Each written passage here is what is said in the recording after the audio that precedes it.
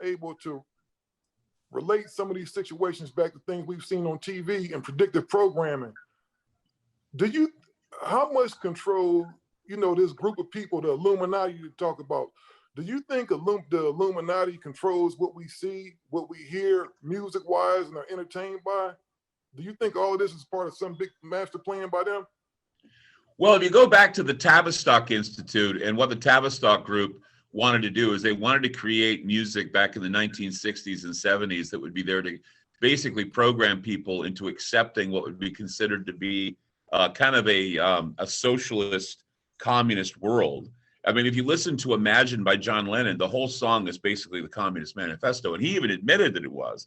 It's just the idea they wanted to create something called the Aquarian Conspiracy. And so they recruited certain groups like Pink Floyd, the Beatles, the Grateful Dead, and others to basically sing songs that would program people into accepting certain things. So, and that's why it wasn't until the breakthrough happened because for the longest time, I mean, we were programmed with all kinds of rock bands, and then then we have disco come along, and then we had new wave come along, and now we have rap and hip hop. And a lot of that basically went against the grain. It was something that, I don't know if you noticed, that immediately when we started becoming more aware of things like new wave music and grunge. Grunge was basically the music of the angry and the cynical. And then we had we had hip hop come out in the 80s. We had groups like Sugar Hill Gang, and we had Run DMC and others. But then you started people getting a little bit upset when you started seeing Two Live Crew and others starting to bring the rap culture into being. And the reason why is because it went against the grain, and against the programming that they wanted everybody to be a part of with the music. So it kind of blew everything out of the water. Now it's commonplace, but before it was very, I believe, it was pioneering and very risky to actually bring hip hop into the mix because they wanted the programming. But now we can even argue that hip hop has now, in some regard, succumbed to some of the programming that they want people to kind of follow as well. There have been a number of people, I don't know, I can't pinpoint them, but I think there are a number of people in hip hop as well that are kind of bringing about the programming that they have, and a lot of people don't know it. In country music too, believe it or not, there are a lot of people out there that are pushing certain agendas in their music as well. Well, if you think about it like this, Interscope Records, which is one of the biggest record companies out there, Universal Group, they are heavily invested into the prison complex. Prisons are very profitable. You figure if I own this massive building and I'm getting $1,000 a head every month from the government, my whole thing is like this: people turn to capital, so to speak. I want to get as many prisoners in there as I can. And if you notice, with hip hop, it's interesting you say that it went kind of from like this positive stance. There was anti-drug, kind of black on black crime, about love and black pride and everything. Now to where it's like now a lot of drug use. When in the 80s and 90s, it was like really a big anti-drug campaign. You remember back in the day, it was like you smoke crack, smoking crack wasn't cool. But now you have we had the saying in the 80s. Don't get high off your own supply. Right. Period. Now, we was out there selling it, you know what I mean? But we wasn't getting high off the shit. Now, the rappers nowadays, they went from selling it to just being dope fiends. They talk about doing the dope. We talked about selling the dope, and then you have positive rappers that was talking about not selling, not doing none of that shit, black unity, black power, black love. It ain't none of that shit. It ain't being promoted on the radio. And when they seen that movement, that African movement, everybody with their African beads on and shit, and you get history about who you really are. They switched that shit out. NWA came, they put the money behind that, and we've been gangsters since. Period. I think a lot of the times, a lot of people, I think they underestimate the culture, how the culture was changed by hip hop and rap culture. I think a lot of people underestimate that. And I think, and most people that underestimate are ones that don't know enough about music to understand that there was a cultural awakening. I mean, and it's funny because I talked to my stepson who's 14, and I was playing him, some of the stuff that we used to listen to when we were kids, like Sugar Hill Gang and Run DMC and all these bands, and Beastie Boys, Beastie Boys, and Eminem, you know, and we're going, look, this is what we were listening to. And he's like going, wow, you know, because they don't know that us old farts were listening to a lot of good hip hop and rap back then. But now it's changed. It has changed. And I think that's why when you look at music and its evolution and you look at how it shapes a culture, they know the power of that. And they know what they can use to TV shows, movies, and music program people into going in directions they wouldn't normally go, or it changes the culture to accept things they wouldn't normally accept. So when people freak out when they start seeing things being depicted in movies and hearing things in music, they have a reason to, because it goes against a lot of their values, and they find themselves watching the culture devolve, if you will, into some of these things, like you say, doing drugs or being callous towards women, or being callous towards the system. It used to be that rock and roll was basically rebelling against the system. Now it's all passive. We don't even have rock and roll anymore. It's all passive now. It's either do drugs or screw around. But then again, the message hasn't changed with some of the rock bands that have been around forever. It's been about drugs and, you know, sex, and it's been all that. But now it's gone a little further than that. And I think we're looking at culture social engineering because of it. Like, man, you know, this has been a dream come true for us, man.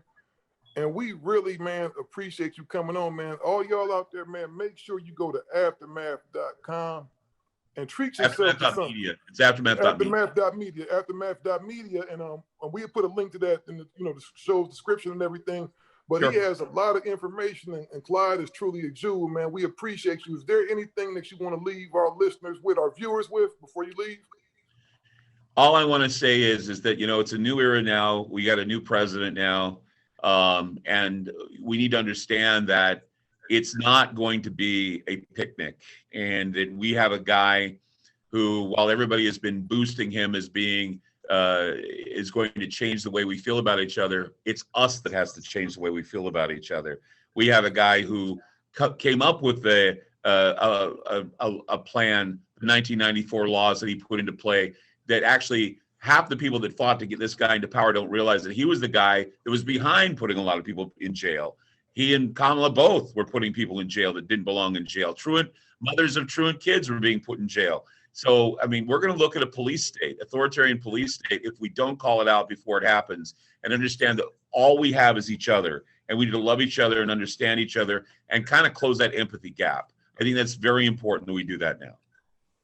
And, you know, for you viewers out there, we are going to start putting his ground zero, some of this material he has out there on the platform, so you can come here to see it. You can go, man, we're going to do some amazing things, Clyde. I really appreciate you, my man. Hold on. I love you guys.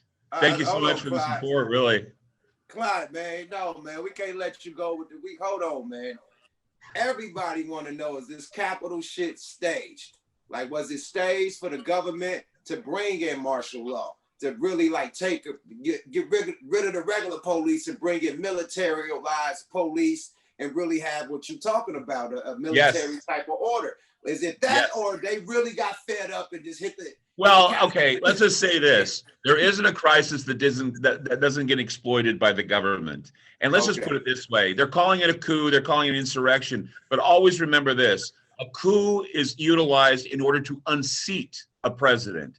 They didn't unseat anybody. The only unseating was done by the Pentagon and by the security apparatus when they went in and told Trump, get the hell out of there. So they pulled his ass out in the last 2 weeks of his presidency, and the Pentagon and the military were running show, whether you know it or not. And that is a coup.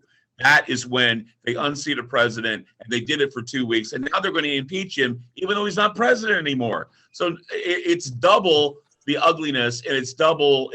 This country doesn't need to go through this. Let's move on. Let's get over Trump and move on, and let's see what Old Man Joe is going to give us. But I can tell you now, it's going to be more of the same. It's like what Emmett Gates said when he was on our show the other night.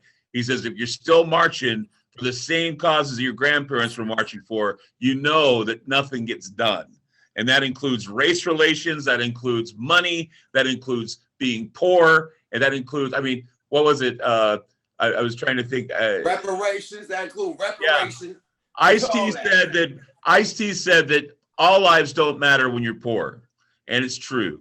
I mean, it's just the way it is. When you're broke and poor, everybody's treated like garbage. So we need to be better and more aware of each other and love each other. And I've always felt that way. I hope everybody else can see it that way, because we all are, in the end, we're all together. We have to be together. And I'm gonna say this on YouTube for everybody, man, because it's a real like a stereotype that poors is black.